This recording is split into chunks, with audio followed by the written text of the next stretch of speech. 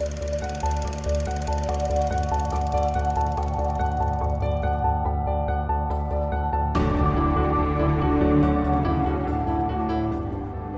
I'm Sophie. Hi, I'm Paul. And we are SP Film Viewers.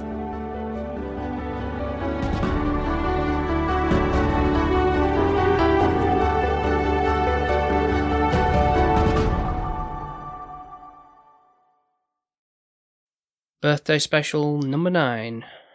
What do you mean? That's how long we've been. What have you been doing 9 years? No, mine and yours comparatively. No, we haven't been going that long, jeez. I was thinking that. I was like, eh? Right, I get it. Happy birthday, sweets. Happy birthday to you. Thanks. Welcome. Yeah. And for this birthday special, we're having a sort of theme running through it as opposed to just picking some random films as such. We are still going with the have seen, not seen. Both seen. Yeah. No, you haven't seen and both not seen. It's more of a theme of because of a film that I kind of had in my head to cover, no pun intended. And that being Inside Out, I wanted to watch, and I'm thinking, well, how can I want to see the new one now? So let's go see that as well. See how that stacks up, especially after the big gap, and it's got perfect timing almost for that, really, to revisit that and see the new one. And it's like, okay, right, can I do it in a way that we can find something that you hadn't seen that is also to sort of like in a similar vein, again, no pun intended, with a film that could work. And yes, there's a film called Osmosis Jones, which early 2000s I don't film. have a clue what that is. So we'll get to that in between. So we're going to start with Inside Out this time, rather than like a one that neither of us has seen kind of thing. I think for the format of this, it's got to work that way. For the flow of it, yeah. So who like to go out and play bing bong, bing bong. So the first time we saw this film, we were wee babies, and we went to see it on my birthday or around that time. And I tracked you. We went to Everyman Cinema in Leeds. We had pizza.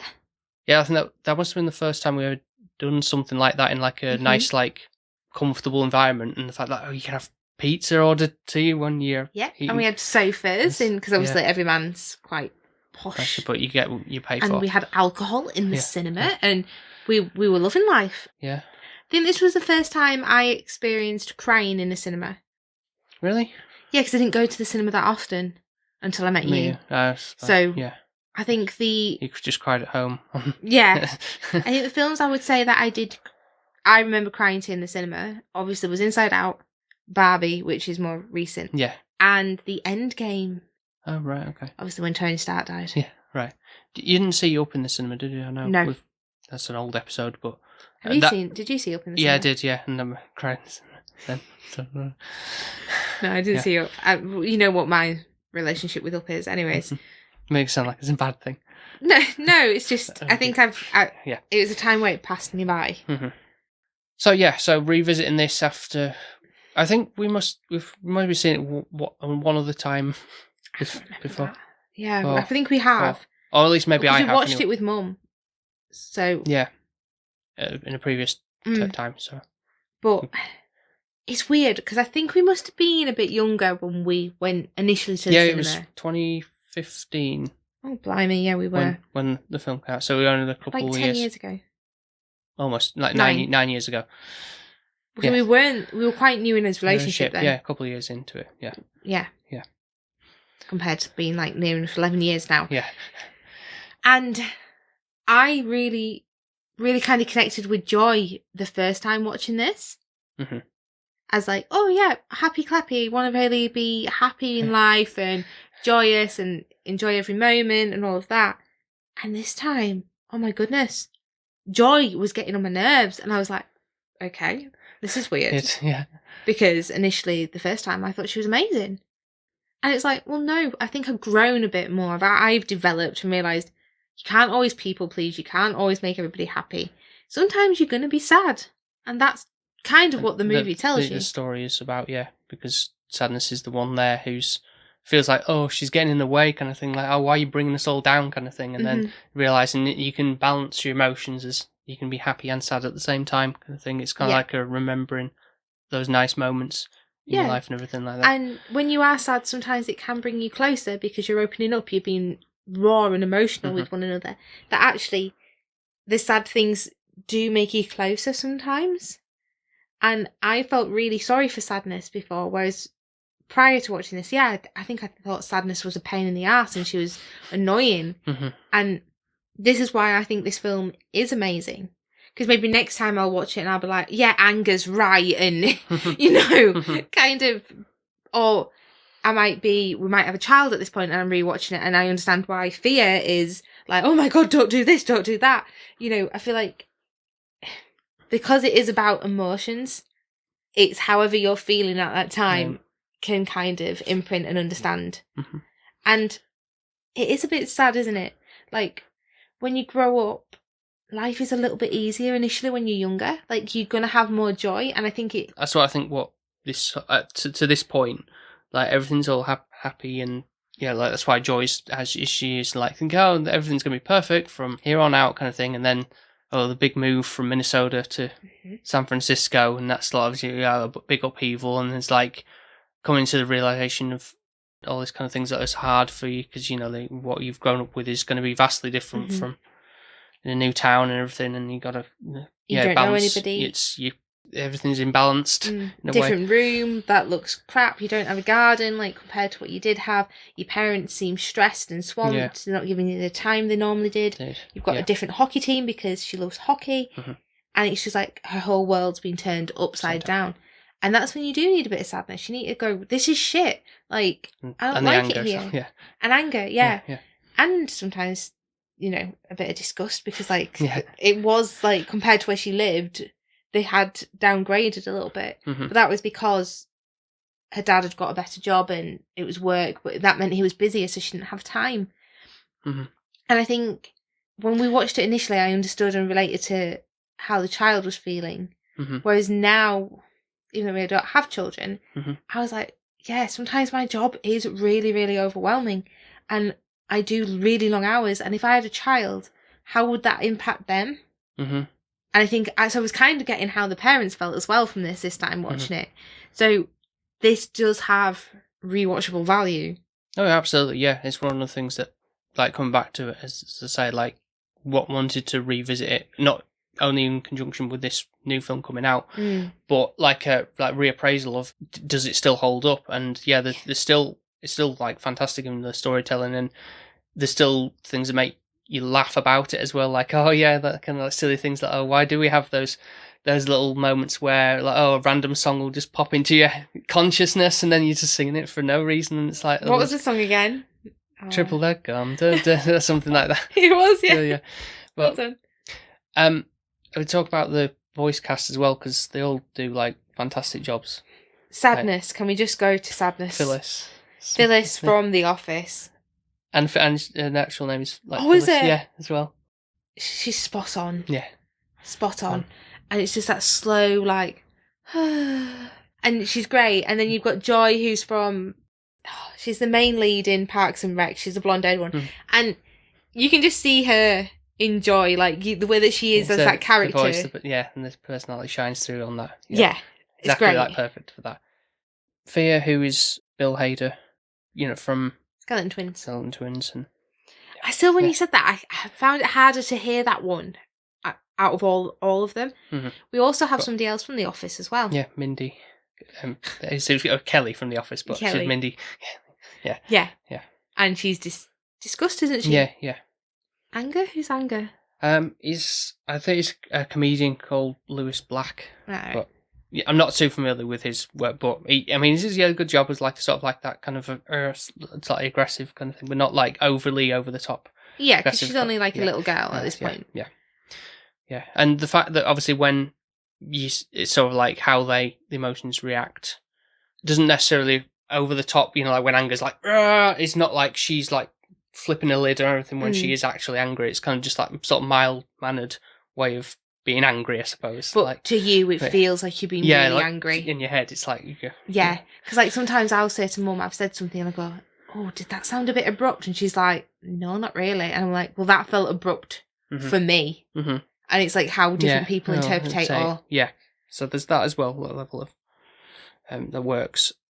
One of the things, though, with, obviously, like, I know it's because she's only, like, a developing 11-year-old, and she hasn't got all her emotions just yet, as we learned from the follow-up film, because there's, like, a scene in the fact that, if you've seen there's no anxieties in the new one. Yeah.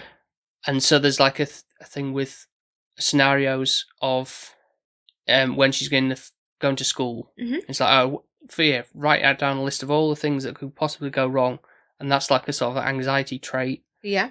That happens. So at that point, the fear is her anxiety. So they're kind of like one and the same at that point. They are, but I think Fear's doing it in a safe way, not just to like be making you completely anxious about everything. He's more like if I do this, I could get hurt, so let's not do that, and we'll do it safer, and then we can still carry on. Because there is a point where like she's roller skating around the living and Joy's like enjoying herself, and then Fear's like, no, she's pulling a cable wire.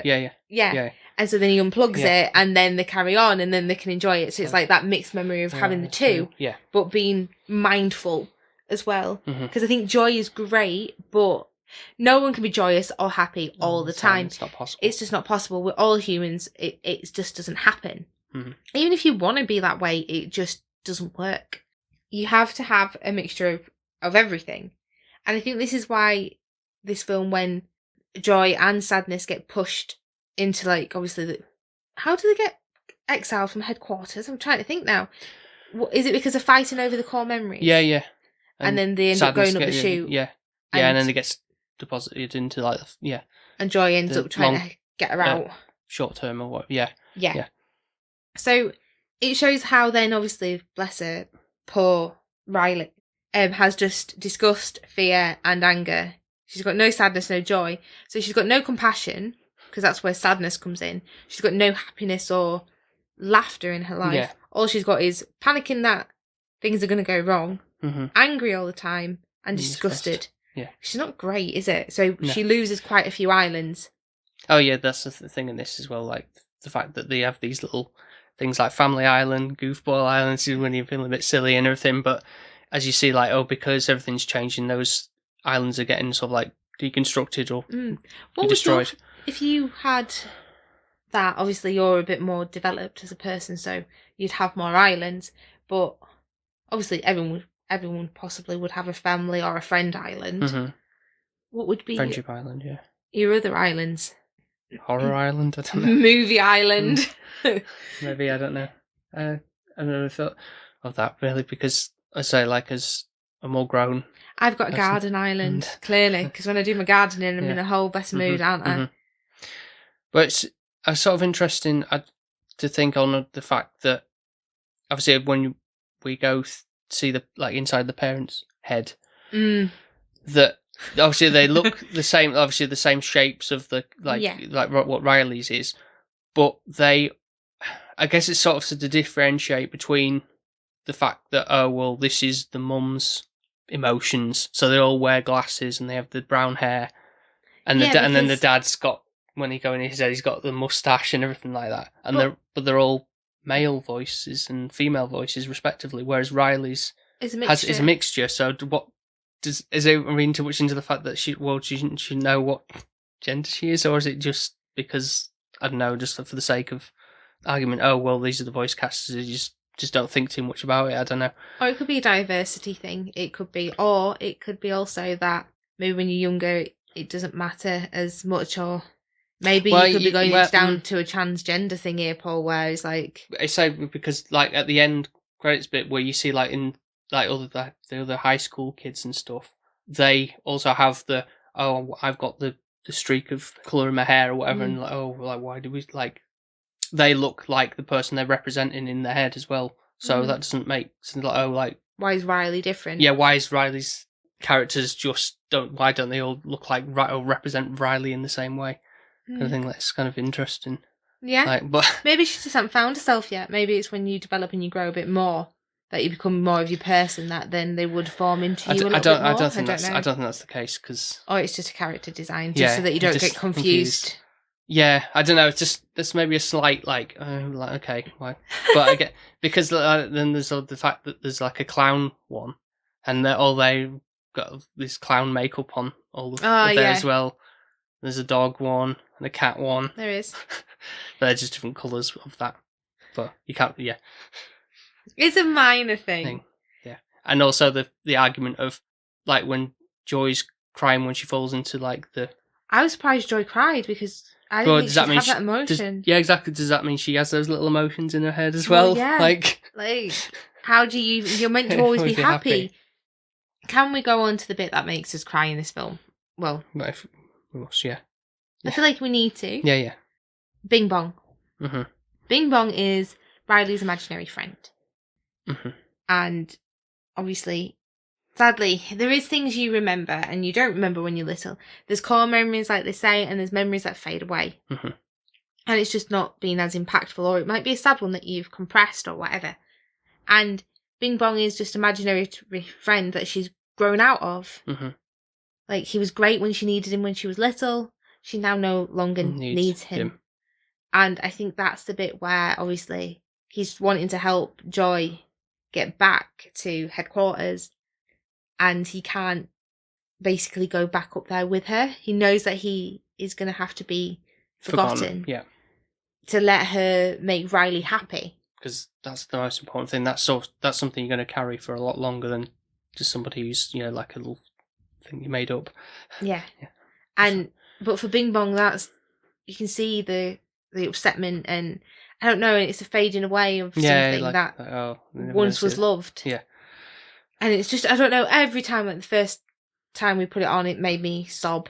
The first time we saw it, you mean? Yeah, and the second time that... Yeah, I think what was more sad for me, I remember from the first, was obviously like what I just said about Joy getting upset about, like looking back on the memories of all, like, oh, Riley, I could listen to her stories all day kind of thing, and all that kind of stuff. Like, oh, that's really like heartfelt and touching. Again, I think it's the music assists with that a little bit. But yeah, no, it definitely was, I think, like, felt some sadness as well for when Bing Bong passed away, faded away. Whereas I don't know if it was the opposite way around for you, because like I wasn't as sad that time around once he did fade away. That not to say like I wasn't impacted by it, but I felt like again more sad at the fact of Joy crying felt more for that. Whereas you were like, oh, when Bing Bong passed away, more so than Joy being upset. Well, I think because Joy was actually annoying me throughout this time, which I think initially I felt sorry for Joy being upset, but now I was like, well, no, you should be upset because you've just been trying to get rid of sadness this entire time, and then you're sat there crying. How hypocritical is that? And I think that kind of annoyed me this time, which I was like, oh, this is a whole new Sophie of why you're getting annoyed about somebody who's meant to be a joyous character. But I think it was definitely seeing two different mindsets. Now I'm like, well, if I want to be upset and I want to be in a funk, then I embrace that and let myself have it, instead of trying to be, we always have to be positive and happy. Sometimes, but sometimes it's shit, and I need to feel those emotions. Get it out of your system in a way. Yeah. Obviously, just the main part of the story is sadness and Joy need to get back to headquarters. Because she's only got fear, disgust, and anger, Riley decides to run away. And this is the part where sadness helps resolve all of this. Because they put this big light bulb idea and screw it into the table machine thing. Yeah. And they're like, right, Riley's going to run away. She's only 11 years old or whatever, and she's going to go back home because she was happy there, so let's take her back there, but a family in there and she doesn't have a house, so I don't really know what they're thinking. I think it's one of the things you think is a good idea at the time, which, again, is just a good reflection of what it's like as a kid. You're thinking, well, I'm just going to run away, and then it's like, well, how far are you going to get, really? With money and thing, and your parents are really going to worry about you, and it's like, it's that sort of like sudden instinct to just do that, but then you don't really thought it through after the fact. Yeah, and I think this is when sadness comes and kind of no one else can get through to her. Because once you're on the bus, it's like, oh, guys, like, she can't feel anything. She's almost like feeling empty. Really, she's just no emotion of whatsoever. She's kind of just like, gazing out the thing, and then there's like sadness comes along. There's sort of the realization, the kind of light bulb moment comes in. Oh, what am I doing? Like, this is wrong. I've got to go back and rectify. And just be honest and explain, like, this has been hard for me. I've been trying to be okay, but actually I hate my room. I don't like it here. Everything's different. And not doing it in a complete tantrum way, but just being open and honest about how she felt. Mm-hmm. And I think that worked in her favour. Yeah, of being sad. open and honest.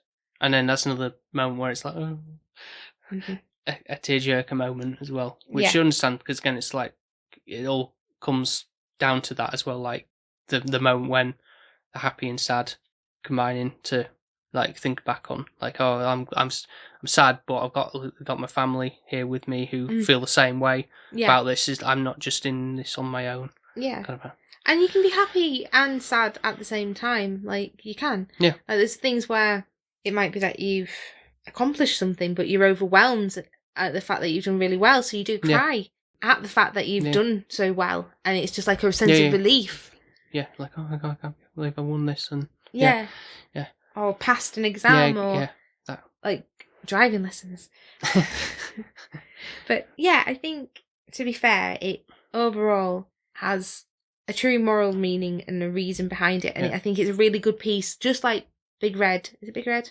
I always say it wrong, don't I? Turning Red has, I think it's got that, you can feel all these emotions, and it does, and it gives you that within the film.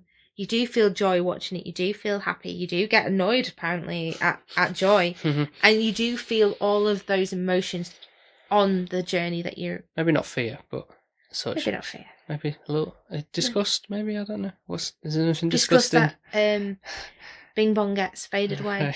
And funny that everybody, like, every child always does the volcano game. The floor is lava, yeah. Yeah. What is there? When did that, like... How does everyone know that? That's a thing, yeah. Yeah. Yeah, and that's, like I say, there's so many good things about that as well, because there's things even now going like, oh yeah, that's still funny to think on, like how those little things we used to do as kids and everything. Still holds up. Relatable. So that's more relatable than, say, like the Dazed and Confused, where the high school teen things that went on in that film. Whereas this is almost like an encompassing, I remember doing that or acting that way, like, oh, I don't like broccoli, or it's disgusting, or whatever like that. And now it's like, oh, we don't mind broccoli. Yeah. And another bit I do, obviously, as a boy, the fact that when at the back end of the film, when Riley, like, Hans or sort of speaks to this boy, and then he goes in his head's like, girl, like, talk to me, like, oh my god, yeah, it's like exactly like what is like, oh my god, in real life, that's like a girl talk to me. This is like, oh, this is scary. And you don't know what to do, you just stood there like, Boys' brains are just a bit simple, aren't they? You are a level of a grown-up dog. Oh, thanks. You're welcome. Just so easily excitable when you see a girl, tail starts waggling. You can take that however which way you want it. Which tail? It's supposed to be a kid's film. I didn't say anything, you laughed. And overall, just like, even the animation as well, like, it's crap, isn't it? Yeah, CG, awful. Now, like, just even like looking at how the emotions are made up, they've got that kind of little particle effects and everything. It's like the sparkliness to them, and it's like, it's so well, like, designed, like how they look and everything like and that. The glowiness. The colourfulness of it all, really. And it's what you want, obviously, for a child's mind, really, essentially. And that kind of captures that imagination. Every emotion is so endearing and sweet, like, and you understand why they all are there. And, like, even sadness when she's like, she reminds me a little bit of Pooh, like the, oh, bother. And, like, when Joy's dragging her and she's like... Oh, like Eeyore, you mean? Eeyore, yes. Yeah. And actually, don't you think it is like a bit like Winnie the Pooh? The whole thing. You've got Piglet, who's quite over anxious. It's fear, yeah. You've got Tigger, who is joy. Yeah. Eeyore, which is sadness. Rabbit is anger. That rabbit. Yeah, he does get annoyed. Yeah, a little bit. Just don't know who Disgust is. Unless it's the owl, because he's a bit snobby. Did you see what? Yeah, I guess you could see a parallel there. Oh my god, where did that come from? It's only because I said Eeyore was more sadness than Pooh. But well, Pooh's like, oh bother. But yeah, Eeyore, yeah, just leave me here. Yeah. But you do love Eeyore. I think that is somewhat now, actually, thinking about it. As you get older, yeah, you kind of relate to those kind of downtrodden characters a little. Yeah, but not in a bad way. Right. No.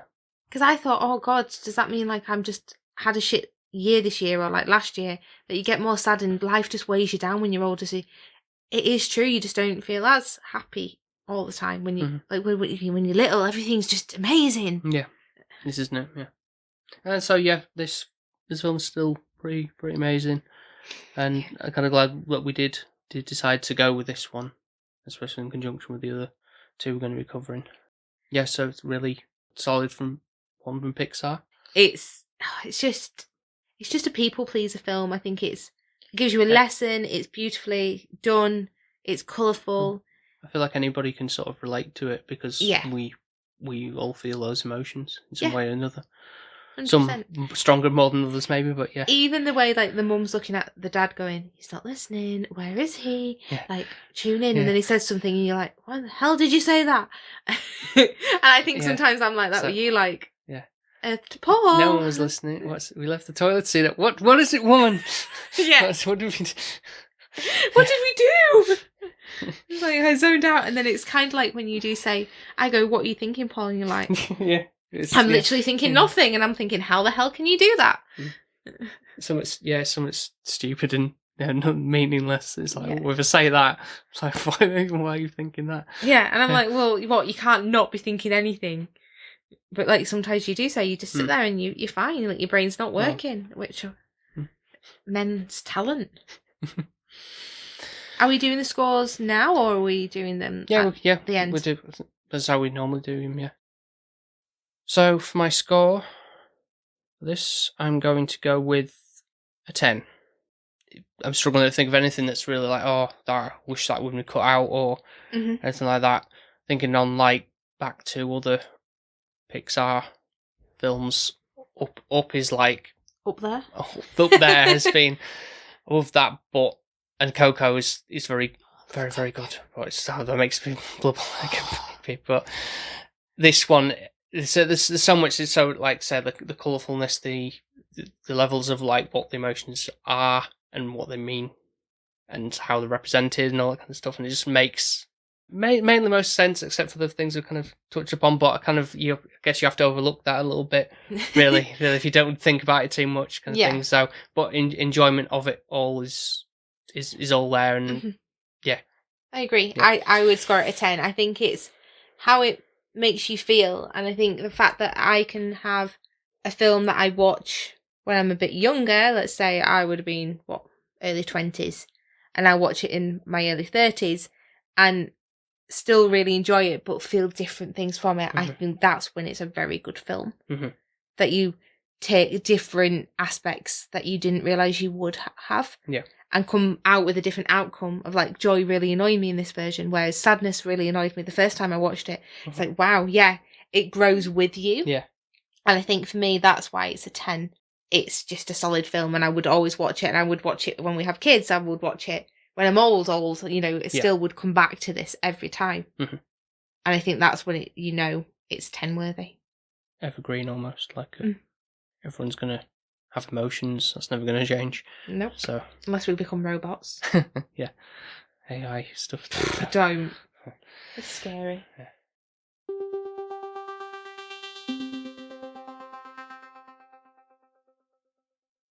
Right, so the next movie we're going to be talking about, the one you haven't seen, is Osmosis Jones. Technically, I have seen it now. Well, that goes for everything that you've seen before, isn't it? Yeah. So I wanted to cover this one as well in amongst seeing Inside Out and Inside Out 2, because I thought, well, this is another one that's kind of like a film relating to things inside your body and people in your body, doing it's like you're a robot, isn't it? Making everything work and function. So like Inside Out is like people on a switchboard in your brain making you feel emotions, whereas Osmosis Jones is more like keeping you alive, basically. Yeah, it's all the things like the white blood cells and fighting off bacteria and stuff, and that's what it's going for. It's all like in the city of Frank, who is played by Bill Murray. Yeah. I do love a good Bill Murray movie. Like, I feel like everything Bill Murray touches early on is good, like Groundhog Day, the Scrooged. Yeah. What seriously? What did you think of him in this though? Because for me, I think this is probably like one of the earliest films I remember him seeing him, and not really like knowing, like when I was younger and didn't really know who actors were and such, but kind of like probably thinking that was the first role I saw him in. But his character in this is a bit. I mean, it's purposely meant to be like disgusting. Like, don't get me wrong, his character is grotesque, but Bill Murray does a good job of acting that way and portraying it, because he's not really like that normally in roles. No, don't know. So I think, and certainly like looking back on other points in his career, I feel like this is kind of a low point, to be honest. But I guess, yeah, but I feel like everybody starts somewhere. Yeah, no, but he didn't start here, though, did he? So that's the thing, isn't it? It's not like he. I quite like the film though. Overall, I think you were really lucky that you got to watch it in school. That's my history with the film, if that makes sense. Because, I think I'm thinking back. Did I go to the cinema to see it? I think my mum did take me to go see it, and we'll have had it on VHS as well. I've never seen this film. Like, this has completely bypassed me. It's one of those things that's a bit like lost in the void of all the films that are out there, especially like children's films, like a bazillion of them, but it's one of those ones that is kind of overlooked, I think, in a way. I think because of the content that it's going for, it's almost like it doesn't know what it wants to be, in a sense, because on one hand, obviously you got like live action stuff, which I think personally is kind of I'm not there for that really, but you kind of need it because you need to know what's happening on the outside to what's happening inside, which is like the more preferred part for me, obviously, because it's like colourful. And would you have preferred Frank's character to be like Inside Out, where it was all animated? Yeah, see, that might have made it a little bit better, but who's to say? Because again, you could have ugly looking, say like 3D models. Because some of the 3D model inside his mouth wasn't that great, but the 2D stuff's fine. Absolutely fine, and slick fluid, whatever. I don't feel like it's aged too much. Like, this reminds me a little bit of like the Looney Tunes, like kind of like merging with a person interacting, even though you're not having to. There isn't necessarily, that's the beauty of that, isn't it, in a sense? But because it kind of the cutaways to the animation and then the real life action. I quite like the diversity it's going for. I think it's unique in a sense. I think actually somehow this weirdly gives me a nostalgia trip that I didn't really realise, because I feel like you should have more of a nostalgia trip with it. I do, and it's odd to think that, because I hadn't seen it since end of like grammar school, high school, whatever, but ages ago now, including this birthday. Yeah, so watching it, like at the end of like, when before school's out, it's like summertime's alright, just stick this on the TV for you to watch. The wheel out television. The old telly, archaic TV.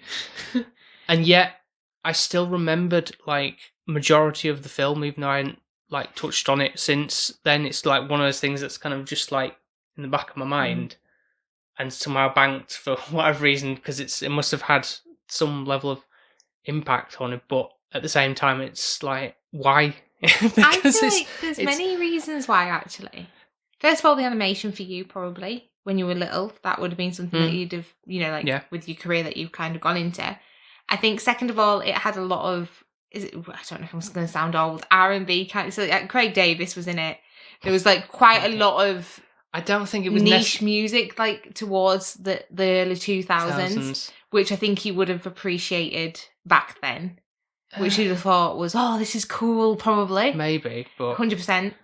I think as well the concept of the film, maybe not when you're younger, but like now from an adult perspective, thinking, if I put this in my mouth, actually, this could cause a knock-on effect of X, Y, and Z. Perhaps, but I think it partly is also the fact, which kind of stems into obviously like future film watches and stuff, the fact that in a way this is kind of like has horror elements to it.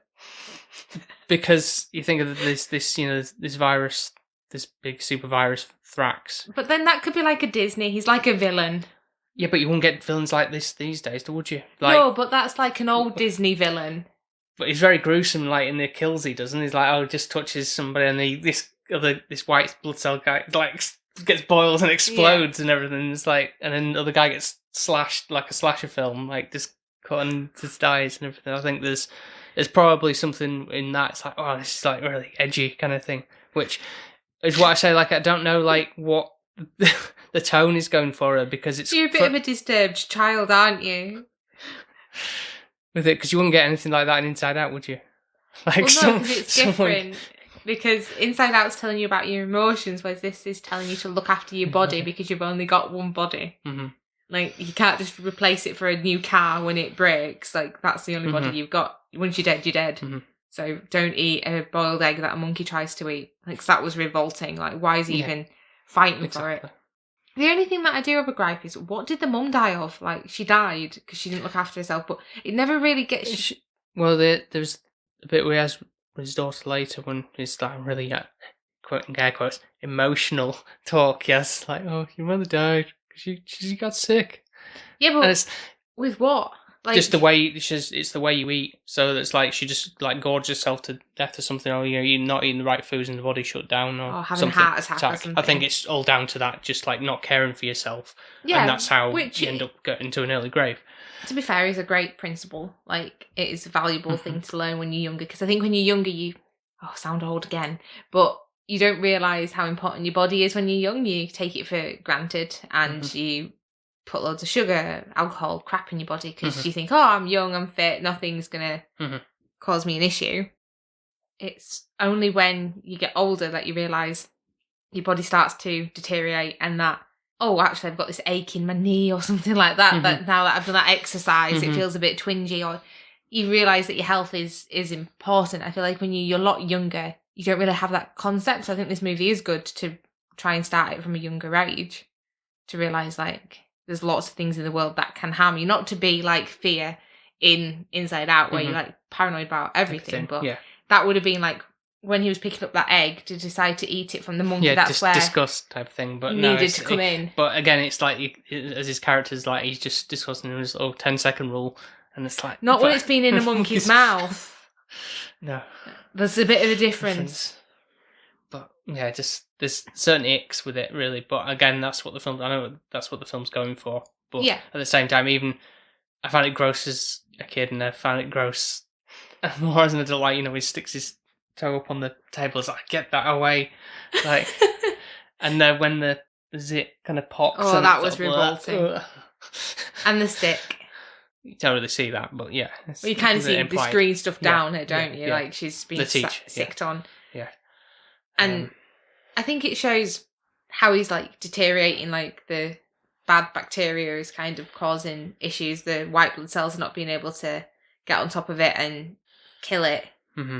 That obviously gets to a point of where the daughter still thinks that she's going to lose her dad right towards the end. Like, that's how she's, like, my dad's going to die kind of thing.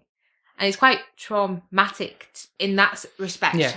For a little child to watch and think, oh, well, she's already lost her mum, now she's losing her dad, she's going to be an orphan in, like, 2 seconds once he's passed away.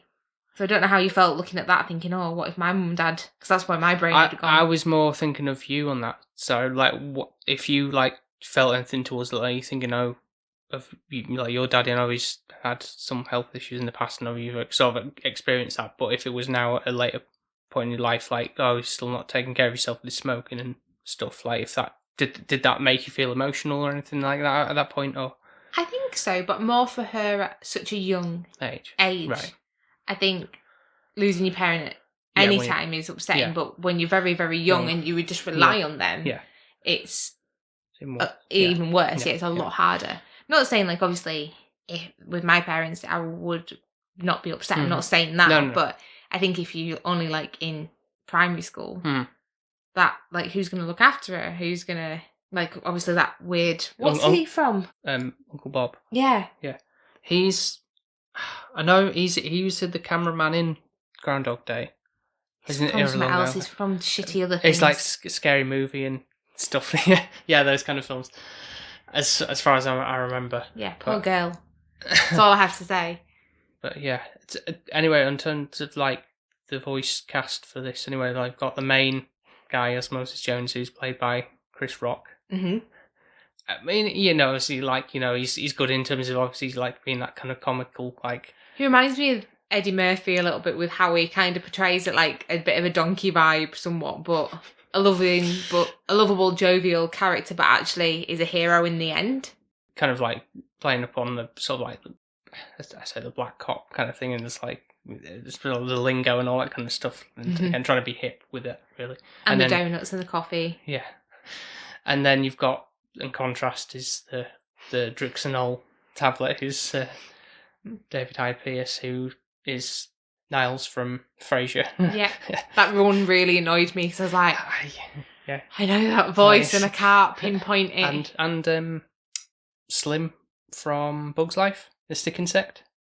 So he's done voice work as well. Really? Yeah. I never twigged on that one now. Yeah. You said that. We've also got Brandy. Yeah, he's the squeeze for Osmosis Jones. Yeah. And then straight away, for some reason, out of all of them, I knew her voice, which I thought was really bizarre. Because obviously I'm familiar with her music. Yes, I didn't know until I kind of looked up on the credits for that one, to be fair. Like, before, I wouldn't like, oh, it's definitely a recognisable voice because she's more of a singer, but then she's like voice actor or anything like that. Whereas I just knew it sounded familiar. I was like, I know her, and I just don't know why I know her. Yeah. But again, it's weird that I sort of knew, even though I wasn't, like I said, I big on actors' knowledge of that back then, but I sort of recognised their voices from other works, I guess, in other maybe animated things, like say like Bug's Life or something else. So involved, aren't you? And so the balance of it is it's like a buddy cop movie, and it's like, oh, I don't want to work with you kind of thing, and then we kind of like put aside our differences, like, that kind of stuff to make it work, and that's the balance that they've got, the good cop, bad cop. I think it works though. It's really enjoyable to watch. Like, I really am immersed when the animation is on. I would say that like that part I enjoy more than the live action, 100%. Same. But at the same time, you have to understand the repercussions, and that's why you've got the live action. You've got to have that, unfortunately, to have the balance of, see what's the impact it's having on. Again, it's like very small things. It's like, oh, he's yawning, and you see him from outside, just like very normal, but inside it's like a gust of tornado kind of thing, isn't it? And like blowing your nose or sneezing or anything like that. And I really like the idea of the pill concept, like take a pill, and then this like kind of pills like in your body going, like those adverts you see, like the Gaviscon's little fireman or whatever, just doing the his duties there. The thing with him though, obviously, because he's kind of looking like a 2D shaded model, but he's actually like a 3D character. He's the only I couldn't 3D. see the 3D. I know you were saying it. I'm looking and thinking, I kind of get it, but he still didn't seem too garish. No, they did well to match it up with the rest of the stuff, except for like the actual background stuff, the stuff in the mouth and all that kind of stuff that you might see some 3D elements, even like with seeing like close up of the eyelashes and stuff later on. But that's a bit, but mainly there for the 2D stuff, which works. And I think the colours as well within this, it has definitely early 2000s, like it's quite vibrant. I think it's trying to be engaging to in some ways it is, but it can't be too like over the top, because again it is a body after all, and it's only going to match the sort of the colour palette that's kind of. But I think the choices of the blues or the reds or like your villain, like you were saying, like making him quite dark and red, and then the germs being green predominantly and stuff there and all that stuff. So I think they've really thought about the animation side of things a lot. And to be fair, I think they've thought about obviously like building it in a way that it is like actually like say New York City or something, where you've got your sort of your ghettos and your, so shall we say, scummy areas where it's like a level of class, isn't it? Yeah. Like Osmosis Jones said that he grew up in the crack, basically. It's the wrong side of the digestive tract. And basically was in the slums, so to speak, like literally in Frank's butthole. Yeah. And kind of saying like, oh well, the higher up you are is like obviously where you're sophisticated and near the brain and the the head, which was kind of like a bit of headquarters from inside out up there, kind of sorting everything out. Then you've got a mayor that, you know, people are campaigning to be mayor and run Frank's body, basically. Yeah. Like the whole new aspect. Which in a way is kind of like a sort of like a conscience thing in that sense, isn't it? Because like, how does that work? Because obviously they've got some kind of means of like controlling him in a way. Was he like, the voice on to say like, oh, take the cold pill instead of, you know, going to see the doctor because we've got too much planned. We've got to go to this Buffalo, New York chicken wing festival and can't get anything to stop it. So like, oh, I've got to steer away from that and just, you know, take this pill and I've done with it kind of thing. Whereas for the other mayor who's campaigning for like, oh, okay, I'm going to make changes and stuff. So that's having him to be like sort of like conscience or your train of thought to be like, okay, I'm going to change the way I exercise and all that kind of stuff. I feel like by the end of it, the new guy needs to come in for Frank so that he can be there longer for his daughter. In the long run, that would be the best outcome because he, you know, stop drinking, stop. Well, it's not even in drink. It's just eating like fried chicken and junk food. Yeah. There's no booze really. He does drink cans, but it's not like he's off hitting up and being like an abusive father or anything like that. He's quite sweet in that sense, but he's just very lazy and just like, you know, can't be asked doing anything. Yeah. Just wants to live the high life and not really have the rewards of it a little bit, really, where it's like, you know, the repercussions of eating crap food, you're going to feel lazy and shite. I wouldn't say high life, because there's nothing grandeur about it. Yeah, that's true. And as well, the fact that throughout the film as well, when you're in the body, and obviously there's kind of like the sort of like puns and stuff like of like how things are relating to body, like, you know, the spot on his head is called the Zit, and it's like this nightclub that's just opened up, this new place. It's the new spot, new hit spot, and you know, they're serving things like whitehead Russians and kind of stuff like that, and all these other things. There is some really good adult humour within this, where I feel like a white Russian like to a child would not make any sense. Yeah. But it's tailored to like the adult being able to enjoy it with the child as well, which is appreciated. I feel like old Disney's and old kind of 2000 movies did that. I don't know if we get that anymore. Yeah. But at the same time, I don't know if, again, like a younger child watching this now and seeing all those kind of kills that Thrax does, the slashes and everything, and like, would they be like scared by that because they wouldn't be used to seeing something like that happening in something like, say, a Disney film? I feel like if you educate them in old Disney and then put the nicey Pinocchio with nightmarish donkey. Even like Snow White, like I remember being scared of like the evil queen, and the Little Mermaid. Ursula. Yep, she literally terrified me. Yeah, I don't know what the live action one's like, if that's any, probably no comparison. But anyway, that's we're never going to know, are we? No.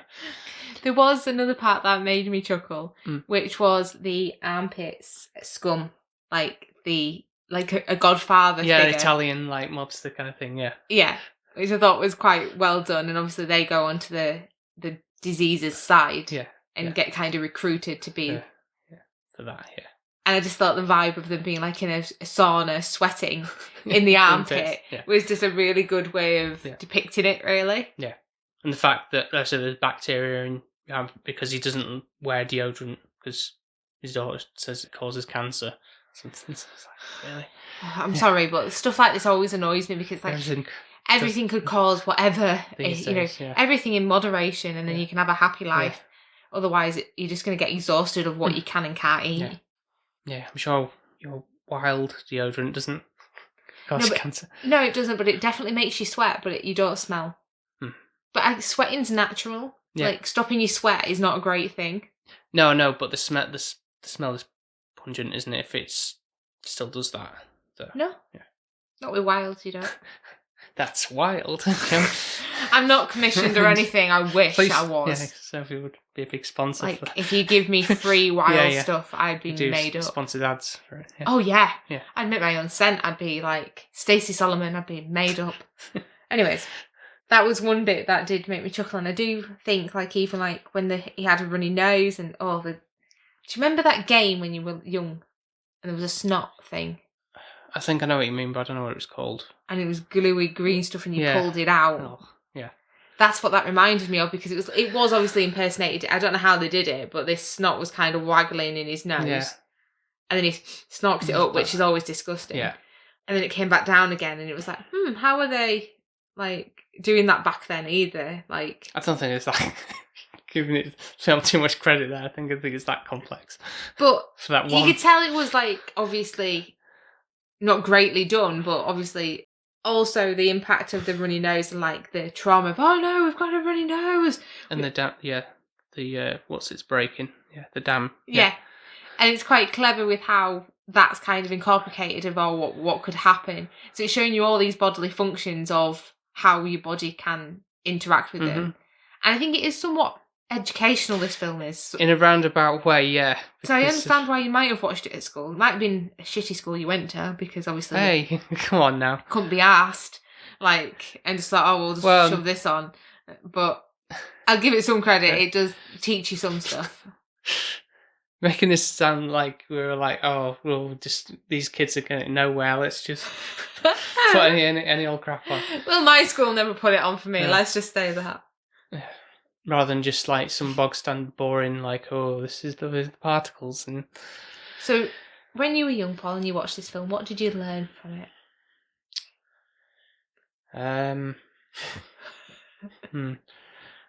Did you learn not to eat an egg from a monkey? Well, I think I already knew that anyway. But I knew about, like, being germs and stuff being bad anyway, so it's like I wouldn't have done it. To be fair, with your mum, I feel like that was definitely informed. Yeah, that. I think it's more just like, just watch what you eat, really, and just don't eat a lot of crap, basically. True. And I feel like this is kind of now hitting with me, because at the weekend we went to Scarborough and we got attacked by seagulls with my chips. My sister got very much attacked, but I knew then, okay, this seagull's landed in my chips. No way am I eating these chips. And it kind of linked with this film after the fact of, oh yeah, this is a really good reason I could be dead if I'd have ate those chips, because God knows what these seagulls carry. Well, true, yeah. It's even just dropping it on the grass on the lawn or something, or whatever on. Yeah, you could eat a bug. And that's why I don't really hate if it's like I accidentally say, I don't know, may drop a phone or something on my person. Well, you don't really lick your phone, are you? No, but I mean just in general, just picking it up off the floor from, say, the road or the path or whatever, or even in the office or whatever. I think, right, I've got to now, like, one, sanitize my hand because I'm touching that's on the ground, and also wipe down that as well, the object picked up, because it's like, we don't know what's on there. Certain thinking on that with... Yeah, I think you've always been quite cleanly anyways, just with how you've been brought up. Mm-hmm. I think your family is more on that, whereas I think I was more encouraged to play with mud outside, and I could eat a sandwich afterwards and it wouldn't be a problem. You did wash your hands, didn't you? Well, probably not thoroughly. You weren't like making mud pies and actually eating them. No. Yeah. But I can't imagine, like, I would have scrubbed, like... Doing 20 seconds? No. Like, I might still have mud up my nail or something like that, and it would still be like, oh, I'll eat my sandwich. Okay. It's not so bad, but... Anything else to add? Have we missing anything? No, I don't think there's much else on that front, really. I think it was kind of like it was a sort of nostalgia trip for something I'm not wholly nostalgic for. Mm-hmm. Would you watch it again? Because we did buy it, so... Yeah, we did have to buy it, because it's, again, like one of these things that, for some reason, it does not exist on the, like, disc format other than DVD, and that's quite pricey for some reason. So did have to... which, to be fair, buying it on HD was probably helped it a little bit, because, as I said, like, the quality of the DVD will be quite different from what it offers there, so at least there's that. So for as long as it stays on the digital platform, because they can be pulled at any point, then I guess I guess just to more see the cartoon, the 2D cartoon side of things. Yeah, no, really. I agree. Not so I don't give a shit about the the live action stuff with Bill Murray being disgusting. So, and all the drama with the teacher and all that kind of stuff, because that's just. Yeah, I thought they fancied one another initially. Like, I thought they were going to start I think that's dating. what he like... made it come across, because in sort of mannerisms. But I think it's just that he vomited on her, and then it's kind of like, oh, she's embarrassed and everything like that. I think that she looked like she was flirting with him initially, like when they were at that the science fair. Yeah. Until he vomited on her, and then it went down south. So on to your score for this one, I guess, if you have nothing else to say. I think it's tricky, this one, because comparing it to Inside Out 1 is, like, obviously we scored that 10 just a minute ago. So this is not a 10, is it? No, let's be honest. It's not. Having to think about Inside Out 2 and kind of seeing where this should go in between those two is like a hard one. I think I really did enjoy the film. Like, I can't say I didn't. Like, it's something that you could put on and I would really enjoy it. I'd watch it again. It's educational. It gives you a good reason to not eat crap.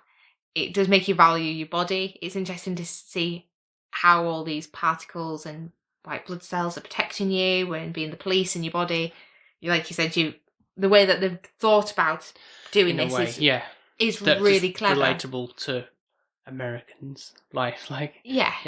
But I think it's making you realise how much, like, your body is important, and, like, your flesh, your bones, your breath, everything makes you function. Yeah. There's little people inside fighting the fight against the bacteria. And I feel like for some reason it is a nostalgia piece. Like, I really enjoyed it. Like, the music was great. There was some really banging Craig David in there. I seen that. Sorry, I didn't really. The music was never a thing for me in that, really. As you may think, thinking, oh yeah, it's sleeping. So I wouldn't really. It's just kind of just like generic, sort of like poppy chart type of things, like mellow kind of stuff. Wasn't really like hard hitting or anything. Oh no, I loved it. It reminds me like a bit like the Scooby Doo kind of vibe, where it's like the bump in the night and that kind of.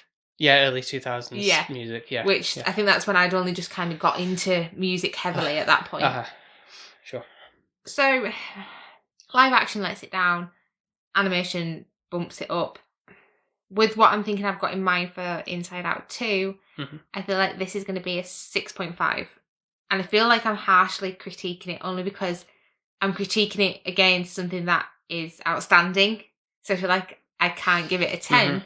Probably if we were watching it aside alone and we weren't doing it against these two films, it probably would have been like a 7.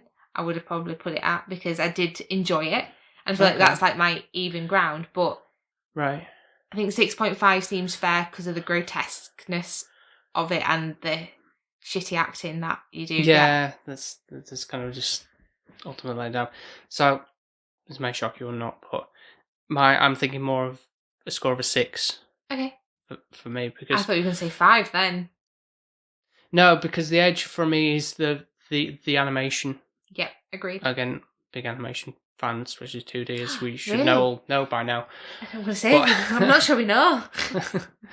So that is the win for me on that front, but the other stuff kind of lets it down a little bit, and it's not like this is absolute drag watching this, but I can see like a lot of people this not connecting with, because it's just like overly gross for almost feeling for the sake of it in a way, and just like kind of semi-childish humour in a way. But at the same time, there's different things I can take from it. Like I say, like the fact that this villain is very, villainous, and just like going on a killing spree just to beat his record of wipes a body out in 48 hours. I just thought of something really awful. Go on. No, I'm a horrible person. I don't think I should say it, but it's kind of like having like what coronavirus is, isn't he? He like the. Coronavirus. He said whatever the guys in the germs in the armpit said, oh, look who thinks he's like the Ebola virus. Yeah. But no, it could have been like the equivalent of corona. Like, to be fair. Yeah. I think with this though, like for example, just one last note on it, would be like, if this was just live action, I think this would be a film I would hate. Because how would it work as just live action though? I don't think it would, but I mean like, he's a zookeeper, he's a bit of a low life. Like, Yeah. It would kind of give me that Adam Sandler Yes, yeah, vibes. exactly. I think that's my sort of problem with it a little bit. But because it has this other element that's really creative and really well done, it kind of takes that away from it. You can kind of tolerate those the balance sides. of it, yeah. And I know the fact that this film was almost like, I think it bankrupted the Warner Brothers like animation studio, I think, because it just did so Flopped. poorly because no one knew, like, is it for kids, is it for adults, because it's kind of like the levels of humour that was in it, it's kind of like it's but it'd go over a child's head, wouldn't it? And then an adult could enjoy it. So I think it's for everybody, really. But it's available on the streaming service. You just either rent it or buy it if you want to check it out for yourselves. But it's maybe worth a gander. I'd recommend it. I wouldn't say no to people. Like, don't do it. But it's not like a Stone Cold classic or anything like that. But if you want something a little bit different from Inside Out, then yeah. So it's worth checking out, I guess. Definitely.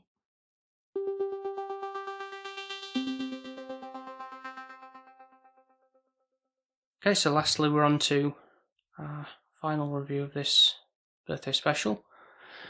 Of course, Paul has to just jump on the bandwagon and go to the cinema, even though it's delayed with us recording this, because obviously Inside Out 2 has been out a while now.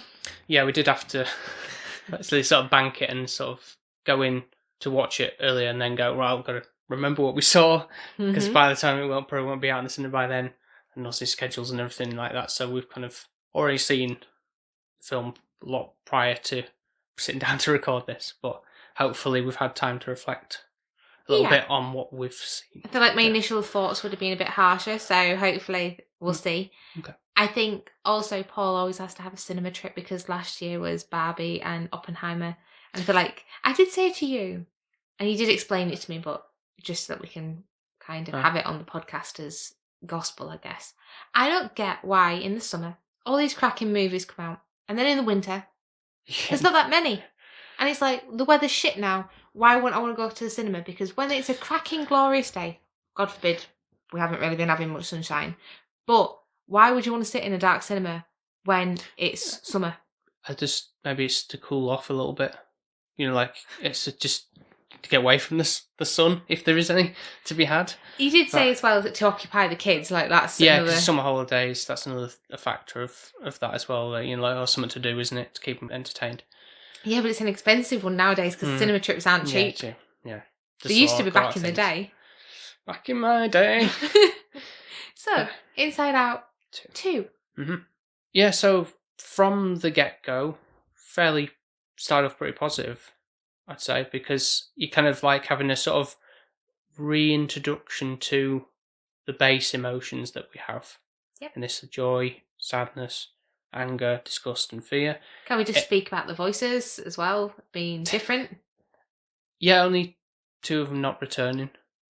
Thankfully, Phyllis and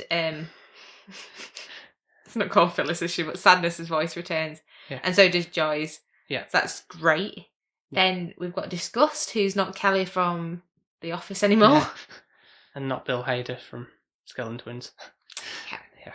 But to be fair, they weren't like, oh, that was really offensive, and now they spoke or anything like that. No, but they just weren't the originals. Yeah, I think that's due to just like, again, budgetary reasons. They're asking for too much money, and the studio's like, no, sorry, I'll go with someone else who's a bit cheaper. But from the offset, it's kind of like thrown into like a reminder of like the fact that Riley's now becoming a teenager, and it starts off with in the midst of a hockey game, and that's how he's sort of like reintroducing the emotions in this kind of like and then like coming up from the side, you know, like in a sort of like a sports announcer kind of thing, like a wrestling kind of match. And they're all taking it in turns as well. Like neither one of them are like being Joy, like just constantly overshadowing the like switchboard or whatever you want to call it. There's a balance. There is an even balance, and like obviously the core emotions now are mixed as well. It's not like it's just joy and happiness. It's like got a bit of sadness. It's got a bit of fear, anger and all that. Kind of stuff. It's working really well. Until the puberty button gets added. Yeah. So that's once that comes into play. That was obviously hinted at from the last one. That was can't believe it was like 9 years ago since this came out. It seems kind of weird, doesn't it? Like, yeah, because we such first such a dated long gap. Yeah, when we from was watched Inside Out one. We were only really kind of courting, so to speak. Yeah. Courting sounds old again. Jesus Christ. Dating. Yeah.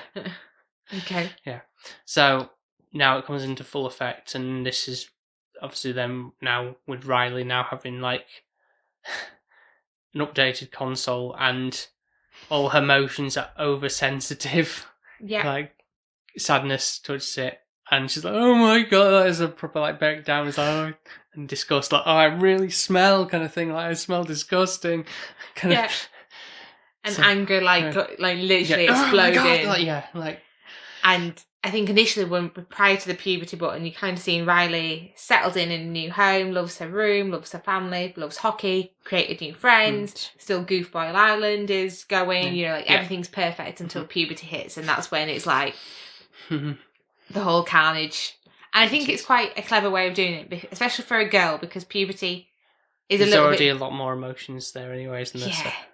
And there's a lot more stuff happening in our bodies that trying to comprehend and understand is quite a lot. Like, you don't understand why these things are happening. Like, you can think you're dying the first time you have your period if you're not aware of it. Like, why am I bleeding? Am I bleeding to death? Like, we didn't go into this film though. So. No, but like, that's like the emotions of feeling upset and overwhelmed or overreacting like a week before your period. She probably doesn't understand like why she's behaving the way she is. Obviously, the puberty button being red as well.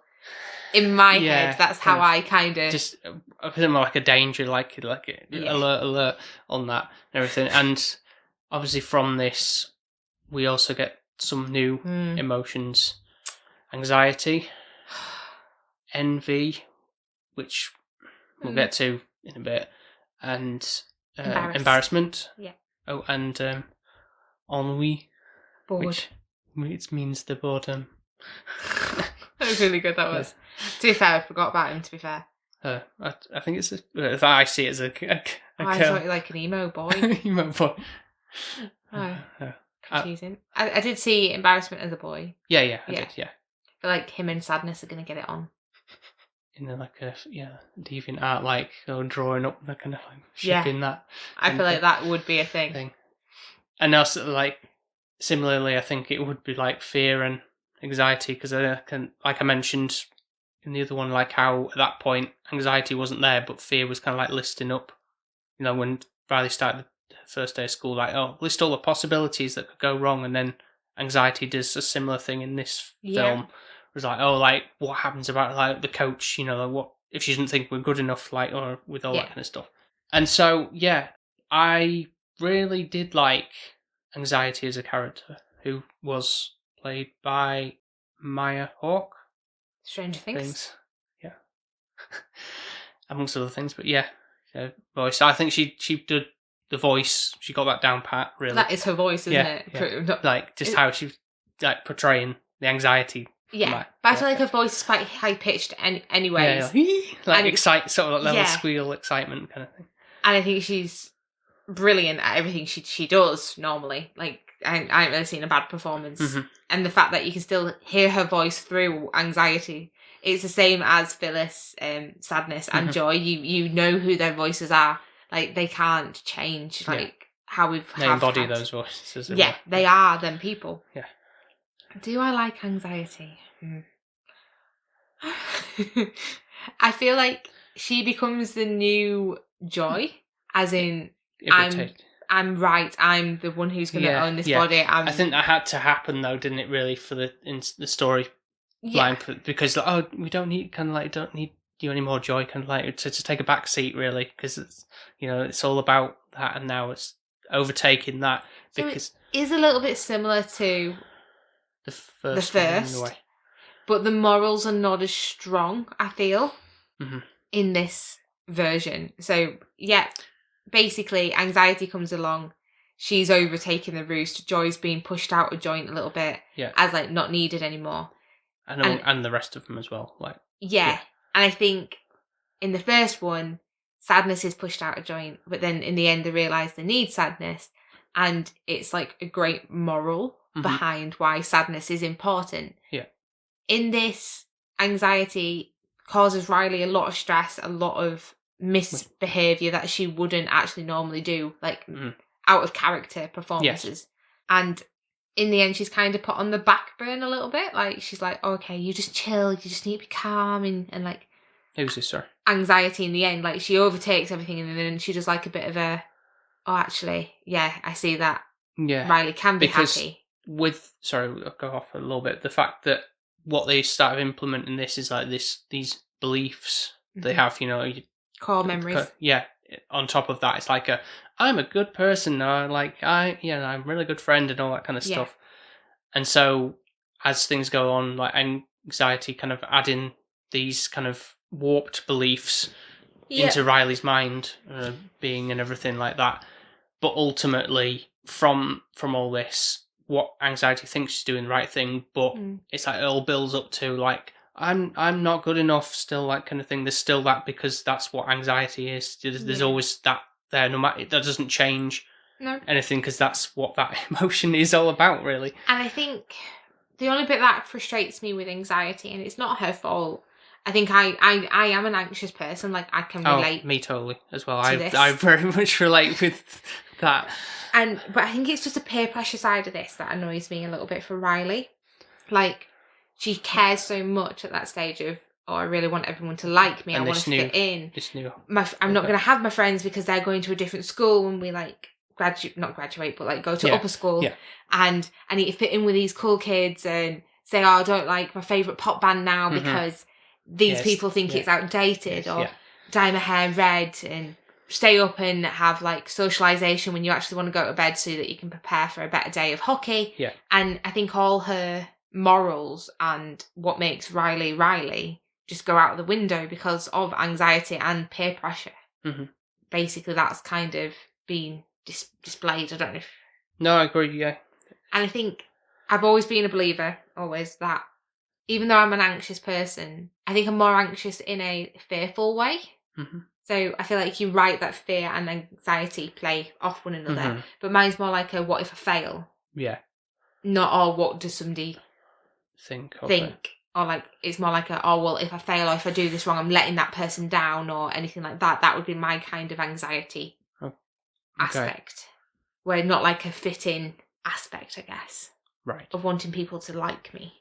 But I think anxiety, I don't know, it's love-hate. I think she's like Marmite, like, in this, for me.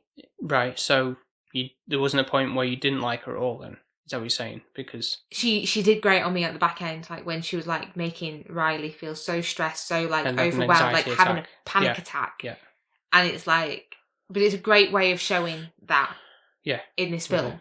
Running around the console because and she can't like stop. She's like embedded on that thing because it's just overpowered everything. That's the only emotion that she's feeling at that point. And getting so overwhelmed and worked up. And it's a good way to teach a teenage child of how to kind of handle your emotions, I guess. I guess, yeah. The thing I don't really find as a strong connection as with this, weirdly, as I did the first one, though, for some reason. Did not make me cry.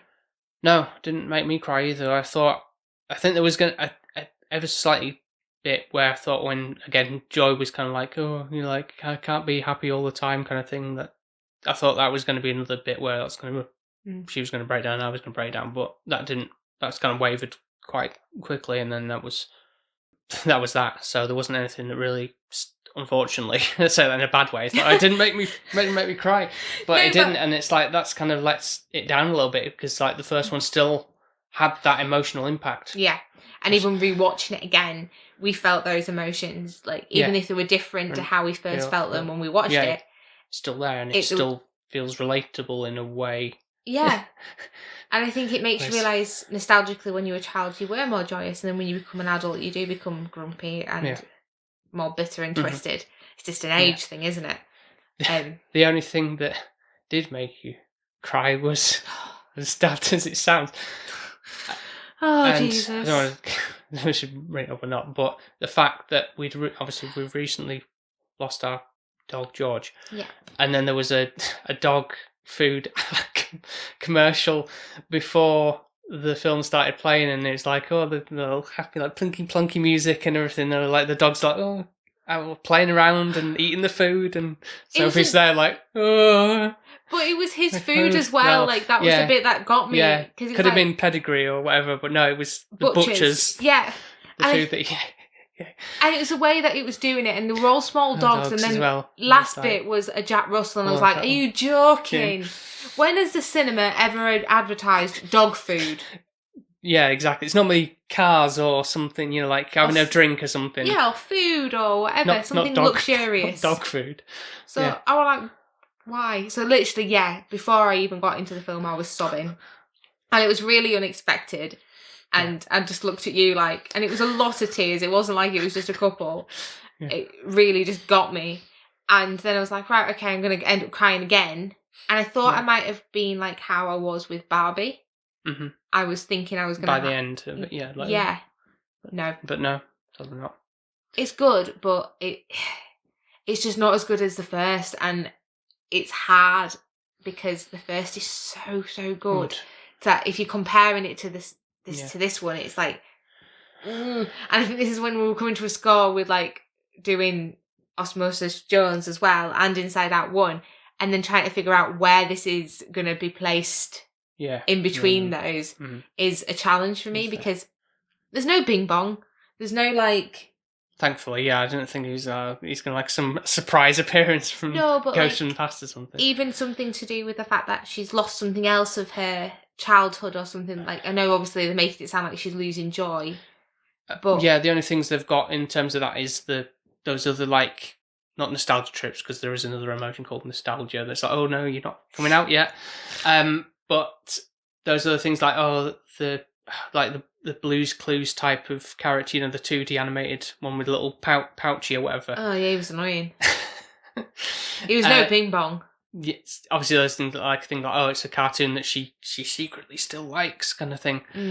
And this other video game character crush, like Tekken, kind of, basically, and all that kind of stuff, and putting those things those are the bing bongs, shall we say, of the thing. But they're very annoying, aren't they? Yeah, they're but they are what they are. The kind of things this is, we've all, as teenagers, we've kind of had things like that. Wouldn't we really like a cartoon that we shouldn't be liking anymore, but we still do. Betty Boop or Jessica Rabbit because she's beautifully attractive. Well, in terms of maybe video game characters or something like that, then or something like that, you might think, I don't know, do you not? Is there no cartoon character that you was oh yeah? No. I don't feel like the men cartoon characters are sexualized as a woman's, to be fair. I guess not. Hey Arnold is not oh yeah. Ooh, that football head. Not really. No. The only closest one I could say would be off Tekken would be Eddie. Because he had his top off and he did the break dancing. That would be the closest I could give it. Okay. So there's that. Yes, those are the ones that are fill-ins for that. Even in Tekken, you've got Nina, you've got Julia, you've got so many prettier characters, females that you could fancy. I could see it more than a male character. I guess it's easy to sort of sexualize women in that way. It is. Yeah. Sorry. Yeah, it's true. But there was also the thing of the deep, dark secret, wasn't there, as well?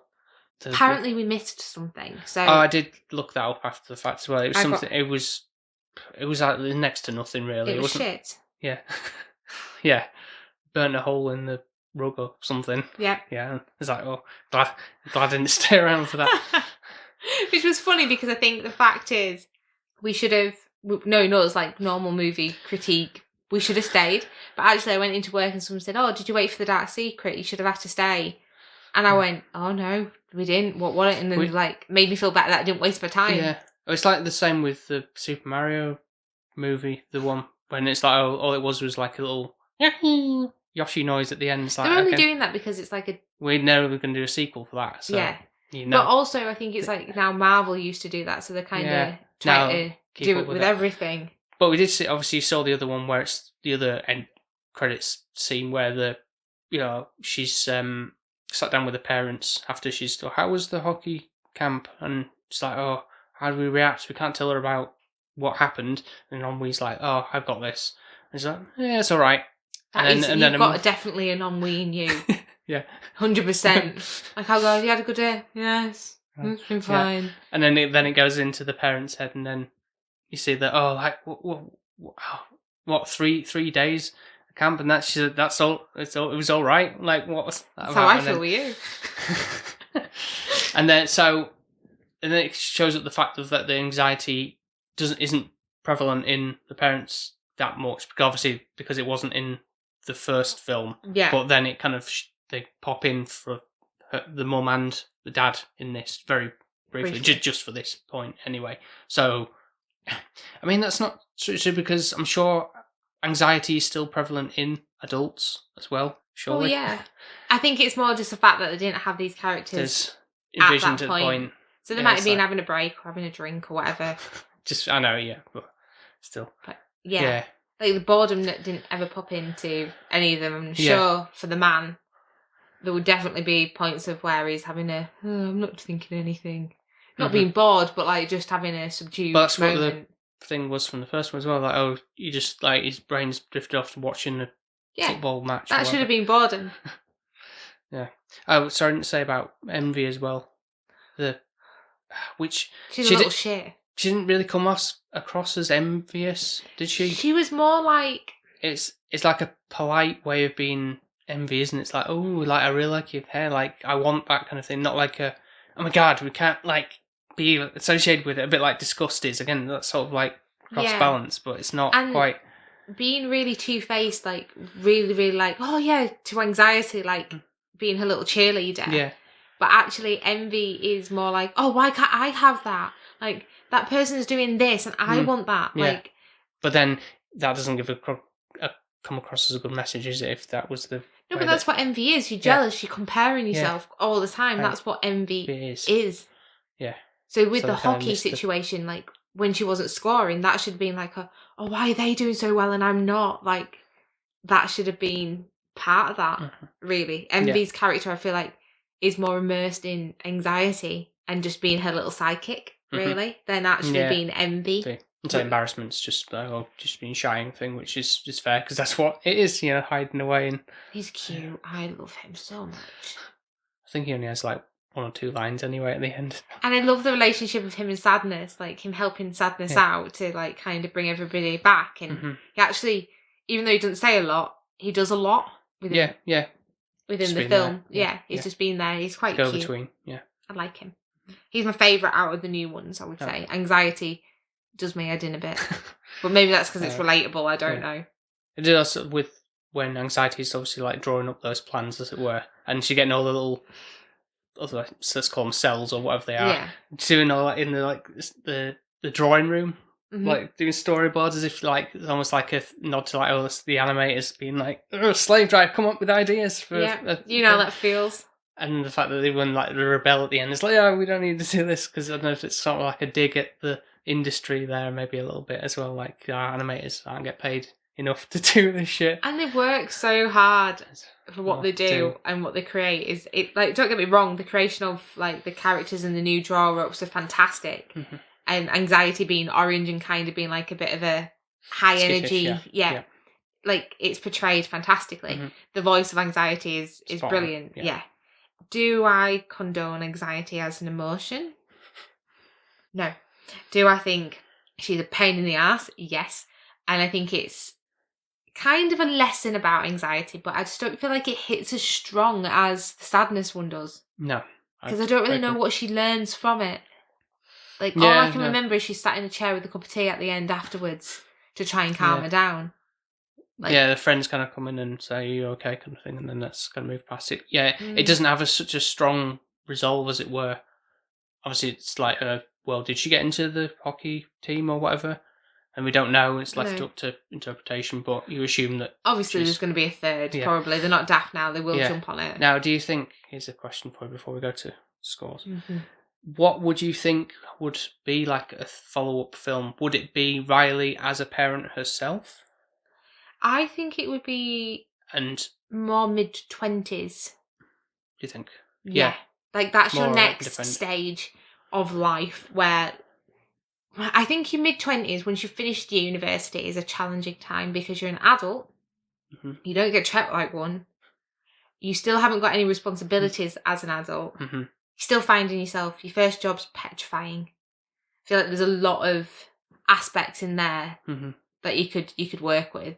Mm-hmm. What new emotions would we get? Yeah, that's the thing, isn't it? Really? Stress. Nostalgia comes into the play more. So Maybe, yeah.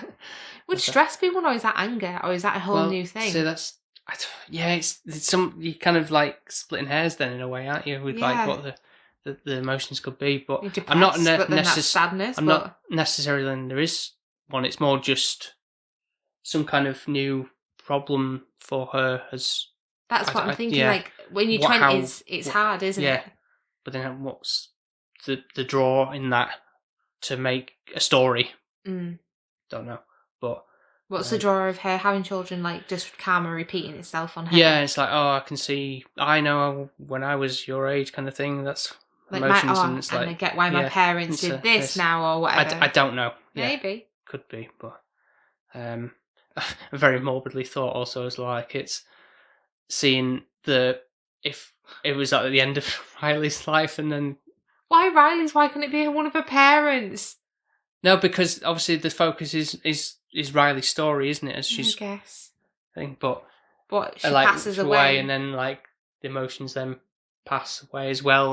That's very sad. I know. What did we watch that sounded similar? We started that imaginary friend thing that was on Netflix. Yeah, Imaginary, or whatever it's called. Yeah, not the new one. Apparently, that's meant to be really good with Ryan Reynolds.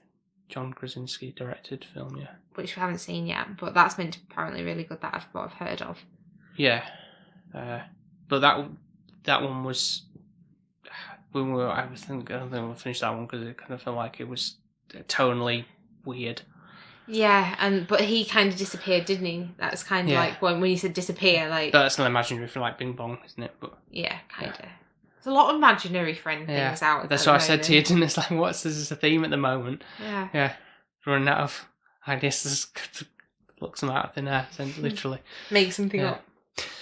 Right, so time for score then. You'll go first because neither of us have seen it. So I did kind of ask you a couple of days ago what your score was. Did I tell you? You did. Did I? And I told you mine, and that hasn't changed. Can't remember what I told you. I'm going with an 8 because it's definitely not as top tier as the first one was. No. I still found enjoyment from it, even though there wasn't the emotional level there, and the story itself was effective in parts, just not to make me cry or anything like that, but still enjoyed the ride with it, and I can just sort of relate to anxiety, really. That can be overly burdening one sometimes, but... So I agree with your comments. I do think it's not as hard hitting. It's beautifully done still. It's cleverly thought out and everything, but I think the emotion side is just lacking, and I think that's why I can't score it a 10. Like, it's just never going to be a 10 film for me, sadly. I think anxiety does annoy me, and at the same time I love her performance, but she's just an annoying character. Would I watch it again? I don't know if I'd go back to this, like, not like the first one. I would probably see it again, but I definitely would if it was, say, they made a trilogy of it, really. I think, and then it kind of like a go-between that, but... Yeah. But I'd always go to the first before the second, like... logical, isn't it? Anyway. Like, I just think, I feel like I connect more with the first one. Yeah. And I know we said kind of similar score when we discussed it. I don't know if to... I find it hard because, like, 8 does seem like a really good place to put it, especially since I've given Osmosis Jones 6.5. I could consider a 7.5 for Inside Out 2, but I feel like that won't be fairly justified because it's only a point difference compared to Osmosis Jones, and it's not fair. But I do think I enjoyed more Osmosis Jones than I did Inside Out 2, which seems weird. Okay, so it's still going to be an 8 just because it is... I can't take away from the credit of the people animating it, and the voices, in general, yeah. But the storyline just wasn't as strong. Yeah, we can agree on that. Yeah. So birthday's done. How do you feel? Do you feel sad? Happy? Anger? Bored? I don't know. Mixed emotions? I don't know. No, I'm happy that we've kind of managed to work it all in this theme of inner body, thoughts, feelings, whatever you want to Emotions. and yeah, what makes the body tick. Yeah. This time around, it kind of worked out. I don't know if we'll do a similar thing with yours or not, or you'll probably just be like, I just want to watch whatever I want because it's your birthday at the end of the day. So, Well, yeah. I always find it hard with my birthday where I go, oh, I want to watch this. And you're like, yeah, they're very similar. And I'm like, looking at you like, sort of trying to get out of what I want to watch. Whereas I've actually enjoyed your birthday special this time. I normally do, actually. You do pick some good ones. Yeah. So sometimes it can be tricky, but... Apart from that one year where you made me watch this Seven Samurai and it was 3 hours long, I didn't appreciate that. But I guess it was COVID, so... Yeah. What were we going to do?